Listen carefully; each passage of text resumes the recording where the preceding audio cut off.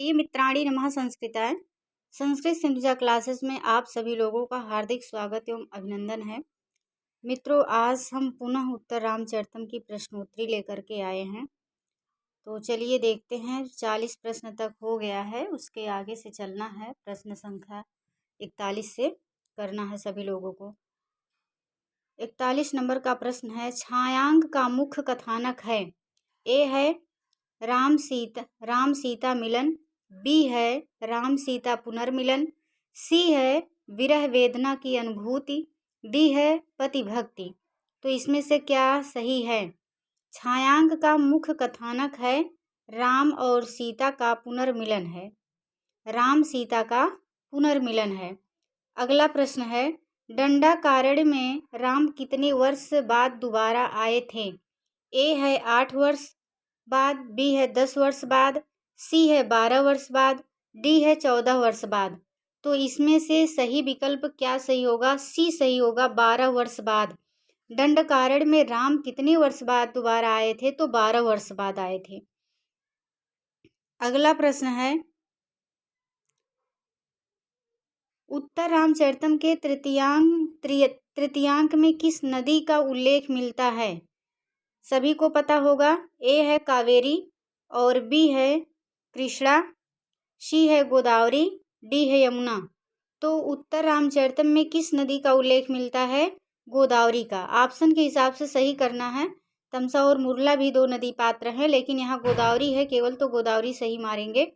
अगला प्रश्न है, रामचंद्र जी दोबारा दंडकारण्य किस लिए गए थे? ए है राक्षसों के वध के लिए, बी है ऋषियों के दर्शन के लिए, सी है दंडकारण्य देखने के लिए, डी है तपस्या करते हुए शंभू को दंड देने के लिए। तो दोबारा दंडकारण्य किस लिए श्री रामचंद्र जी गए थे? तपस्या करते हुए शंभू को दंड देने के लिए गए थे, इसलिए आपका विकल्प डी सही हो जाएगा। अगला प्रश्न है, तृतीय अंक में सीता वियोग जन्य शोक के कारण मूर्छित राम को पुनः चेतना कैसे प्राप्त होती है? ए है शीतल वायु के स्पर्श से, बी है शीतल जल के स्पर्श से, सी है सीता के कर स्पर्श से, डी है वाल्मीकि के आशीर्वाद से। तो क्या सही होगा? सीता के कर स्पर्श से राम को पुनः चेतना प्राप्त होती है। विकल्प सी सही हो जाएगा। चलिए चलते हैं अगले प्रश्न पर। कौन सा रस विवर्त प्राप्त कर लेता है? ए है श्रृंगार, बी है शांत, सी है करुण और डी है हास्य। तो कौन सा रस विवर्त प्राप्त कर लेता है? करुण रस। विकल्प सी सही हो जाएगा, करुण रस। अगला प्रश्न है, उत्तर रामचरितम नाटक में वर्णित वासंती है। ए है राक्षसी, बी है नदी, सी है लवकुश की परिचारिका, डी है सीता की सखी। तो वासंती कौन थी उत्तर रामचरितम में? वासंती सीता की सखी थी। विकल्प डी सही हो जाएगा। अगला प्रश्न है, उत्तर रामचरितम के तृतीय अंक को छायांक उत्तर रामचरितम के तृतीय अंक को छायांक कहते हैं क्योंकि, यानी कि छायांक कहने का क्या कारण है? ए है इसमें राम को सीता का चित्र दिखाया जाता है, बी है इस अंक में सीता की छाया सभी दर्शकों एवं पात्रों को दिखाई पड़ती है, सी है इस अंक में राम को सीता की छाया दिखाई देती है, और डी है मंच पर उपस्थित सीताराम को नहीं दिखाई देती हैं। तो आपका विकल्प डी सही हो जाएगा। डी सही हो जाएगा, मंच पर उपस्थित सीताराम को नहीं दिखाई देती हैं, इसीलिए छायांक कहते हैं तृतीय अंक को। अगला प्रश्न है, उत्तर रामचरितम में किससे कुश एवं लव के जन्म का रहस्योद्घाटन होता है? ए है विष्कंभक द्वारा, बी है प्रवेशक द्वारा, सी है चूलिका द्वारा, डी है आकाश भाषित। तो किसके द्वारा होता है? विष्कंभक द्वारा होता है। विकल्प ए सही हो जाएगा। अगला प्रश्न है, प्रश्न संख्या 50 है। निम्नलिखित में से किसका संबंध उत्तर रामचरितम से नहीं है? ए है विस्कंभक का अभाव, बी है करुण रस की प्रधानता, सी है गर्भांक की योजना और डी है अष्टपदा नांदी। तो इसमें से विकल्प डी सही हो जाएगा, अष्टपदा नांदी, क्योंकि इसमें द्वादश पदा नांदी है। अष्टपदा नांदी तो अभिज्ञान शाकुंतलम की है, इसलिए विकल्प डी आपका सही होगा। जो गलत है वही सही होगा, क्योंकि इसमें पूछा है निम्नलिखित में से किसका संबंध उत्तर रामचरितम से नहीं है, तो अष्टपदा नांदी का संबंध नहीं है, द्वादश पदा नांदी है। अगला है प्रश्न संख्या 51 है, प्रत्युत्तस्योदयिते त्रिश्ला दीर्घस्य चक्षुषा मर्मच्छेदोपमयी यत्नैः सन्निकर्षो निरुध्यते। इस श्लोक के प्रत्युत्तस्यो इस पद में अलंकार है। ए है उपमा, बी है उत्प्रेक्षा, सी है रूपक और डी है, यहाँ डी डिलीट हो गया है, तो क्या सही होगा? आपका विकल्प बी सही होगा, उत्प्रेक्षा। डी दृष्टांत है तो दृष्टांत इसमें होगा नहीं। प्रत्युत्तस्यो में कौन सा अलंकार है? उत्प्रेक्षा अलंकार है। प्रश्न संख्या 52 है, आस्योचतनम नु हरिचंदन पल्लव नाम में नु किस अलंकार का वाचक है? ए है उत्प्रेक्षा, बी है भ्रांतिमान, सी है अतिशयोक्ति और डी है संदेह। तो किस अलंकार का नु वाचक है? यहाँ पर संदेह अलंकार का वाचक है। प्रश्न संख्या 53 है, अगस्त्याश्रम में राम के रहने के लिए पर्णकुटी का निर्माण किसने किया था? ए है अगस्त, बी है शिव और सी है राम, डी है लक्ष्मण। तो किसने किया था पर्णकुटी का निर्माण? लक्ष्मण जी ने किया था, विकल्प डी सही हो जाएगा। अगला प्रश्न है, प्रश्न संख्या 54 है, उत्तर रामचरितम में राम किस कोट के नायक हैं?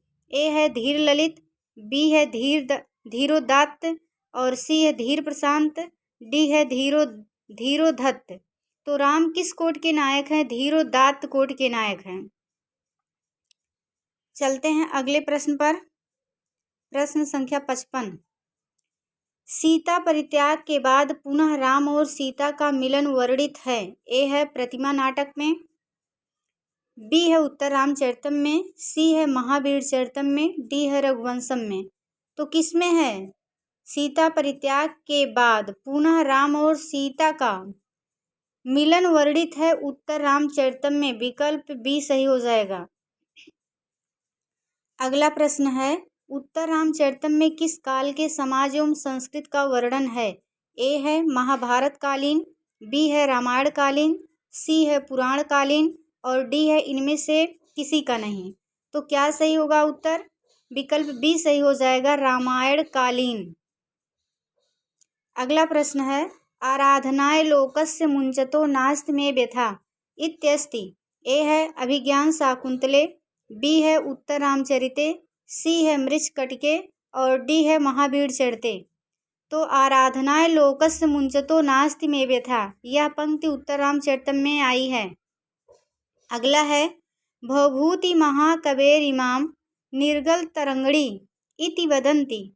ए है श्रगधरा, बी है मंदाक्रांता, सी है शिखरड़ी और डी है वसंतिलका।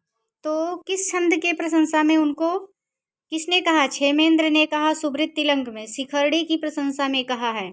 तो विकल्प सी सही हो जाएगा, भवभूत को शिखरड़ी कवि भी कहा जाता है। प्रश्न संख्या 59 पे चलते हैं हम लोग। वज्रादपि कठोराणि मृदूनि कुसुमादपि इत्यत्र किम छंदः? ए है अनुष्टुप, बी है शिखरड़ी, सी है वसंतिलका, डी है पुष्पिताग्रा। तो कौन सा छंद है इसमें? अनुष्टुप छंद है, विकल्प ए सही हो जाएगा। अगला प्रश्न है, वज्रादपि कठोराणि मृदूनि कुसुमादपि इति केनोक्तम्? ए है वाल्मीकिना, बी है भवभूतिना, सी है भासेन, डी है कालिदासेन। तो किसने कहा? भवभूतिना, विकल्प बी सही हो जाएगा।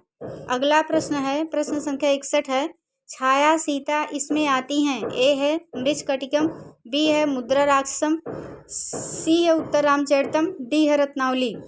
तो छाया सीता किसमें आती हैं? उत्तर रामचरितम में। प्रश्न संख्या 62 है, उत्तर रामचरित नाटक की विशेषता है। ए है गर्भांक की योजना, बी है छाया सीता का प्रयोग, सी है विदूषक रहित रचना, डी है सभी। तो क्या सही होगा? उपर्युक्त सभी सही होगा। गर्भांक की योजना भी है, छाया सीता का प्रयोग भी है, विदूषक रहित रचना भी है, इसलिए विकल्प डी सही हो जाएगा, सभी। प्रश्न संख्या 63 है, अंतःकरणोत्तस्य दंपत्योः स्नेह संश्रयात् आनंद ग्रंथिरेको अयम पद्यमिति पठ्यते। इस श्लोक में किसका महत्व प्रतिपादित है? ए है प्रेम का, बी है पति का महत्व, और सी है पत्नी का महत्व, डी है पुत्र का महत्व। तो किसका महत्व प्रतिपादित है? पुत्र का महत्व। इसमें संतान के लिए अपत्य आया है, पुत्र के लिए अपत्य आया है, तो किसका महत्व प्रतिपादित है? पुत्र का महत्व।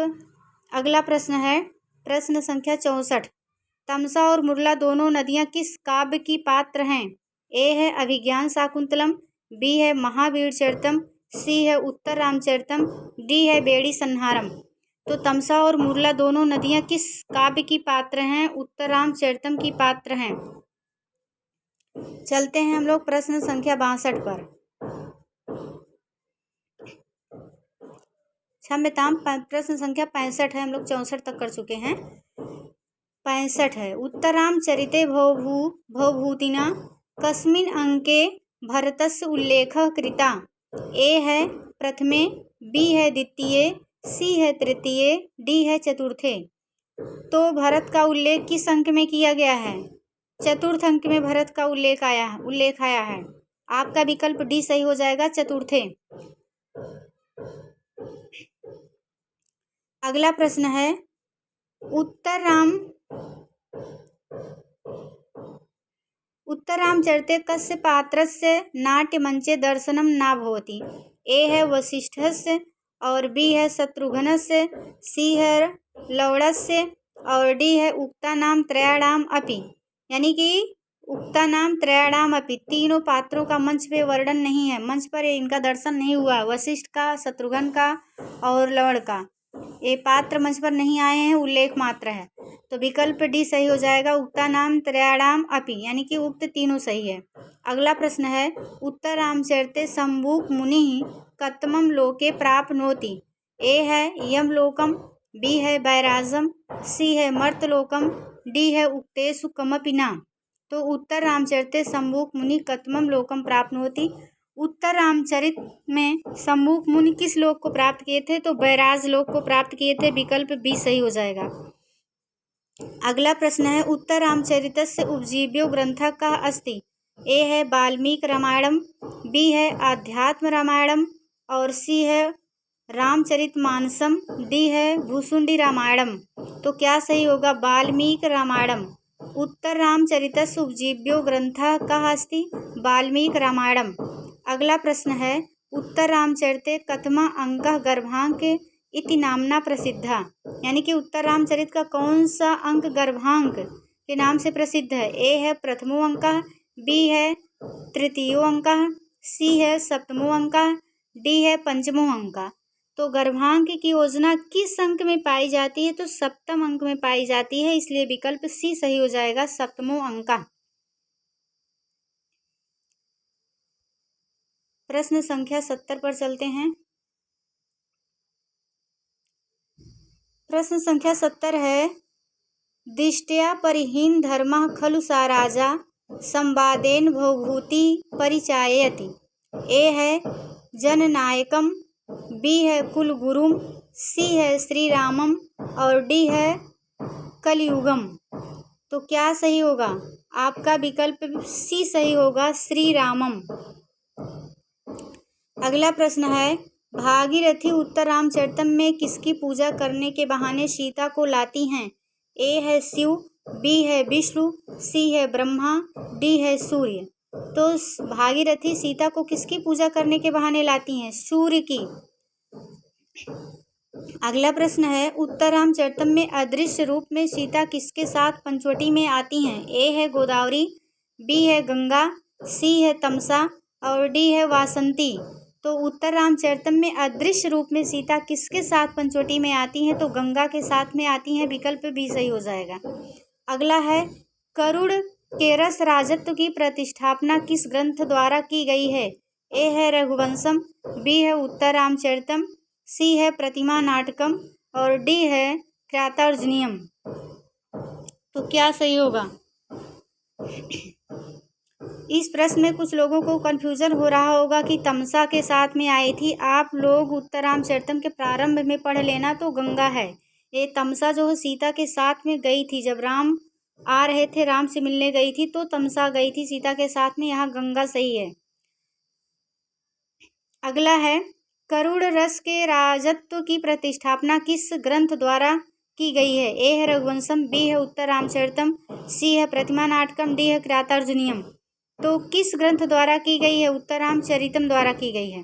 अगला प्रश्न है उत्तर रामचरितम के तृतीय अंक का संबंध किससे है? ए है वाल्मीकि के आश्रम से, बी है अयोध्या से, सी है सरयू के तट से और डी है पंचवटी से।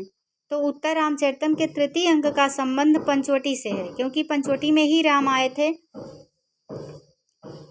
तो पंचवटी में ही राम आए थे, तो उनको वनवास काल के अपने बिताए हुए पल याद आते हैं, तो पंचवटी सही होगा। चलते हैं अगले प्रश्न पर। शांता थी, ए है दशरथ की पुत्री, बी है राम की पुत्री, सी है ऋषिकन्या और डी है विदुषी। तो शांता कौन थी? शांता दशरथ की पुत्री थी। शांता दशरथ की पुत्री थी। विकल्प ए सही हो जाएगा। अगला प्रश्न है सताम सद्भि संगः कथमपि हि पूर्णेन भवति का अर्था? ए है सज्जनों का सत्य के साथ मिलन बड़े पुण्य से होता है, बी है सज्जनों का सज्जनों के साथ मिलन बड़े पुण्य से होता है, सी है सत्य का सज्जनों से मिलना पुण्यकारी है, डी है सज्जनों का दुर्जनों से मिलन पुण्यकारी नहीं है। तो आपका क्या उत्तर सही हो जाएगा?